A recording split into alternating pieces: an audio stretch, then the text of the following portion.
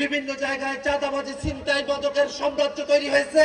মানুষ জীবন দিয়েছে, পঙ্গু হয়েছে, যার মধ্য দিয়ে বাংলাদেশের মানুষেরা দীর্ঘ সময় ধরে চেপে বসা এক ফ্যাসিবাদ থেকে আমরা মুক্তি লাভ করতে পেরেছিলাম। এবং তারপরে আমরা একটা নতুন বাংলাদেশের প্রত্যাশা করেছি, এমন এক বাংলাদেশ যেই বাংলাদেশে কোনো বিভাজন থাকবে না, যেই বাংলাদেশের সকল নাগরিকের অধিকারকে সুরক্ষা দেওয়া হবে, যেই বাংলাদেশে গণতান্ত্রিক প্রতিষ্ঠানগুলোকে শক্তিশালীভাবে দাঁড় করানো হবে, যেই বাংলাদেশে গণতন্ত্র, ভোটাধিকার এবং রাষ্ট্রীয় প্রতিষ্ঠানগুলোতে জবাবদিহিতা নিশ্চিত করা, এটাই ছিল আমাদের মূল উদ্দেশ্য। এবং সেই উদ্দেশ্যকে ধারণ করে আমরা ঐক্যবদ্ধ কমিশনের আলোচনায় বসেছিলাম। সেই ঐক্যবদ্ধ কমিশনের আলোচনা থেকেই গণভোটের সিদ্ধান্ত। সেই গণভোটে এই কালীগঞ্জের মানুষেরা, গাজীপুরের মানুষেরা, বাংলাদেশের মানুষেরা 70% মানুষ গণভোটে হ্যাঁ পক্ষে অবস্থান নিয়েছে।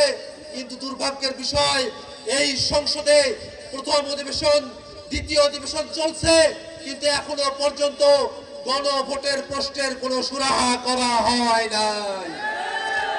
আমরা সরকারকে জানান দিতে চাই যে বাংলাদেশের মানুষেরা 70% মানুষ গণভোটে হ্যাঁ পক্ষে বলেছিল, সেই মানুষেরা কিন্তু এখনো পর্যন্ত জীবিত আছে, সেই মানুষেরা জেগে আছে, তারা অপেক্ষা করছে, তারা সরকারকে সময় দিচ্ছে। কিন্তু যতক্ষণ পর্যন্ত না গণভোটের রায় বাস্তবায়ন করা হবে, ততক্ষণ পর্যন্ত জনগণের আশাকে বাস্তবায়ন করা সম্ভব হবে না। ভাইরা আমার, আমরা এই বাংলাদেশে নানা ধরনের অরাজকতা দেখছি।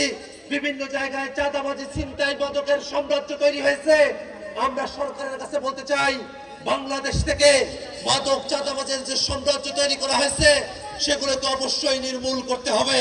এবং পাশাপাশি আমরা বাংলাদেশে জাতীয় নাগরিক পার্টি এনসিপির একটি মধ্যমপন্থী রাজনীতিকে ছড়িয়ে দেওয়ার কাজ করছি।